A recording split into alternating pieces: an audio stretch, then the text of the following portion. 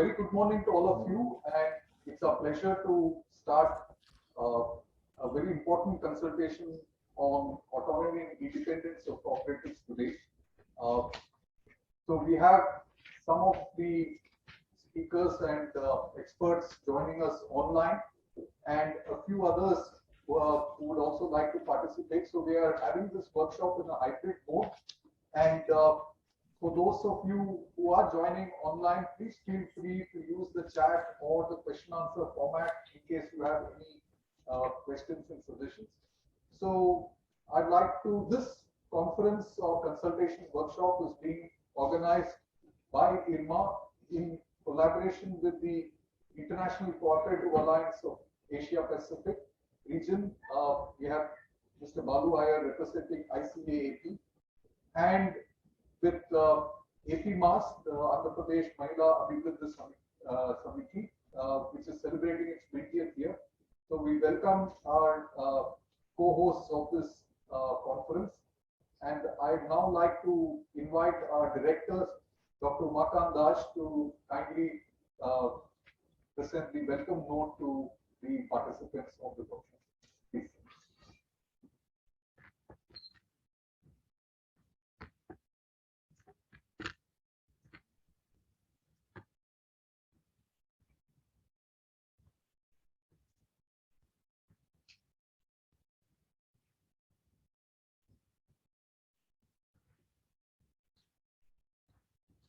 Good morning, one and all, and welcome to the consultation. 1 second, sir. I think the audio is turned on. Welcome, one and all. So I take this opportunity to welcome you to my campus to take part in the consultation on autonomy and independence of cooperatives in India. Let me take this. On behalf of Chairman Sri Dilip, who was able to make it to this function, he has extended his greetings to all the dignitaries and wish all the best to this consultation process. Today we have the privilege to have with us the cooperators from across India who have been leading both the thinking and execution of vibrant cooperative movements in India. For us at IRMA, the recent developments, the formation of the new Ministry of Cooperation and the Supreme Court ruling on the 97th Amendment have fortuitously coincided with the Verghese Kurian centenary celebration. Dr. Kurian, one of the independent India's foremost institute builder, had a strong belief in the capacity of the farmers and rural people in establishing modern institutions based on cooperative principles. Apart from his well-known contribution as the milkman of India leading the White Revolution, he was a member of the Cooperative Initiative Panel and helped the then Andhra Pradesh government establish Mutually Aided Cooperative Society Act that enabled the formation of many cooperatives with greater autonomy and independence. His insights were also part of the YK committee report that led to the formation of Producers Company through an amendment of the Companies Act in 2002. The spirit of vibrant member-owned institutions that are professionally managed has guided much of IRMA's curriculum and engagement with its stakeholders ever since its foundation in 1979. We are happy to partner with ICA-AP and APMAS in organizing this event, and I would like to welcome all of you to this day-long celebration. While some of you are not able to join us today in person, we do hope that you will be part of the year-long celebration of Dr. Kurian and the Kurian Mahotsav planned from 24-26th of November 2021. With like-minded partners, IRMA is planning a series of events at multiple locations, and we do hope that we could carry forward Dr. Kurian's legacy in years to come. I wish the consultation the very best and look forward to the Anand declaration that we hope can guide many activities on cooperative rooting autonomy and independence as important organizing principles. As we to use the theme of the international cooperators, rebuild better together in the post-COVID world. Cooperatives have historically demonstrated the importance in reducing inequality and strengthening resilience amongst the rural households. I hope we have an open and informed discussions today, and we can align our interest in strengthening cooperatives in India. Our faculties have been reflecting on these recent developments, and we hope together continue to lead the knowledge on cooperatives in general and producer collectives in particular. I think the outcome of the deliberation is going to be used to develop training programs, manuals, and policy notes, which is going to help the policymakers in restructuring the cooperative movements. Even I'm proud to say that our faculty members and associates have published many articles on the recent developments in cooperative policies. I once again welcome you all to this one-day consultation process and wish you all the best. Thank you.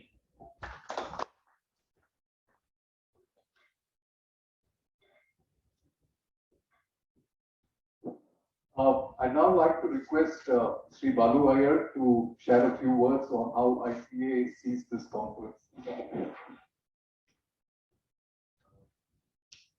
It's good to be back on the campus after 30 years.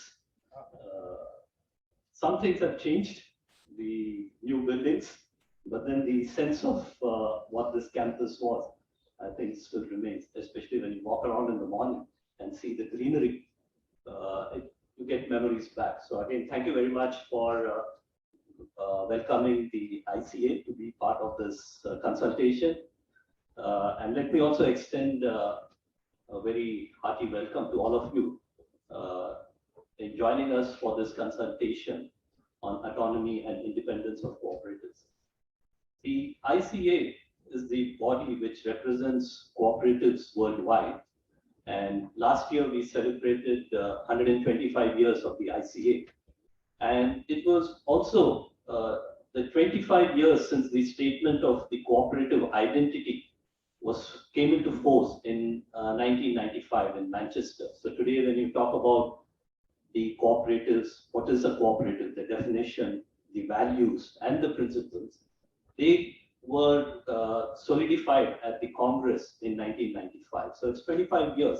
So it's a good time for the ICA and for us to reflect on how have values and principles of cooperatives been put in practice across different countries. And we are very glad that we are gathered here today, especially at a very critical juncture for the Indian cooperative movement, with the formation of a new ministry and with the Supreme Court judgment. And these are something which we are going to deliberate. Let me take this remind you all about what Professor Ian McPherson from Canada, who led the process and wrote the basic documents for the SCI, the Statement of Cooperative Identities. He said, whatever the rhetoric might be in some countries, the role of the state is still vital, often as much in what they choose not to do as in what they do. Like any other organization, cooperatives have a responsibility to ensure that the legislation governing them is appropriate and allows them to be competitive in the marketplace. Moreover, as parts of a movement, cooperatives have a responsibility to ensure that governments understand and encourage community-based enterprises so that citizens have a full range of alternatives as they seek their economic and social improvement. And this is what we hope to come out of this consultation, understanding cooperatives in terms of their autonomy and independence. How do we make cooperatives ease of doing business, which the government has been talking about, and how do we promote alternates? There is not just one way of private sector is not the only way, or government is not the only way. How do we promote alternatives? And we are here at an institute which owes its existence to Dr. Varghese Kurian. And as Professor Das mentioned, we are celebrating the centenary. His battles with politicians is legendary, especially around the issues of autonomy of cooperatives. And I just read this a few days back. The Chief Minister of Rajasthan, Barkatullah Khan, did not agree to autonomy being given to the milk cooperatives as required under the Anand pattern. He told Kurian that Rajasthan's farmers were not as capable of managing their businesses as Gujarat's farmers. Kurian then said that if the Chief Minister's constituency was capable of electing him, surely they could manage their own little business. The Chief Minister agreed to the Anand pattern of cooperatives. So let me thank my alma mater, the Institute of Rural Management, for readily agreeing to organize this consultation as part of the centenary celebration of Dr. Kurian, Director Umakant Dash for agreeing, and to Professor Shambu Prasad for taking the lead. I would also like to thank C.S. Reddy from the CEO of the Mahila Abhivruddhi Society, Andhra Pradesh, for being a partner, and Mr. Anand for his advice. And my thanks to my colleagues, Mohit, Shivani, and staff at IRMA for all the background work which helps us to stay in front of the camera. Thank you very much. Thank you so much, Balu Iyer. I now request Sri Chandrasekhar Reddy, C.S. Reddy, as he's often known as, to share a few words about the conference. Interestingly, I think the Mutually Aided Cooperative Society Act came in 1995. The International Cooperative Alliance's Manchester Statement was in 1995. And C.S. Reddy's organization started after that, taking the insights of any of these principles. And APMAS is now celebrating its 20th year. Over to you, C.S. Thank you. Good morning to all of you. It's a real pleasure and a delight to be here at this roundtable, a hybrid model, physical, virtual, and I'm really delighted that we have these luminaries. Particularly, I'm so happy that Mr. Rama Reddy was able to make this here, and so many others. Thank you, Professor Das, for hosting us. And I think I totally agree with what was said, that this is something that has come at the right time of having this kind of a consultation. From APMAS perspective, we see this as the first step in terms of learning from the past and thinking about and some kind of a strategic action for the future. So I really look forward to the wisdom, the kind of recommendations and the suggestions from the participants who are here in the roundtable, and also those who have joined virtually.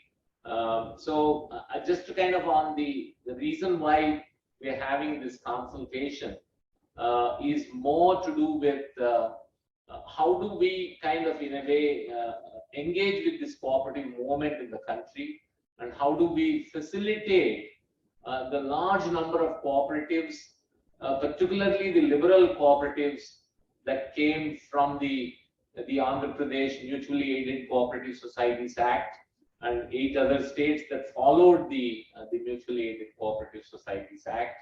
And I think the right to form cooperatives now is given to the citizens of India as part of the 97th Constitutional Amendment under 19(1)(c), which is now upheld by the Supreme Court. So I think that means a lot of action from the state governments, from the legislatures, from the promoters of the self-help cooperatives in the country, and from the large number of cooperatives in the country. So I really look forward to some very insightful suggestions and recommendations coming out of this. And APMAS is deeply committed to work with all the major stakeholders, particularly IRMA, ICA, in taking forward whatever comes with no, in that sense, organizational agenda, because our agenda is the agenda of the cooperatives. How do we develop cooperatives as self-reliant, member-driven, member-owned, member-controlled, and member-managed organizations? I think that's the ultimate focus. And these should be seen as business organizations and not as extension agencies of the government or of the civil society organizations. So thank you very much, and I really look forward to exciting discussions. Thank you.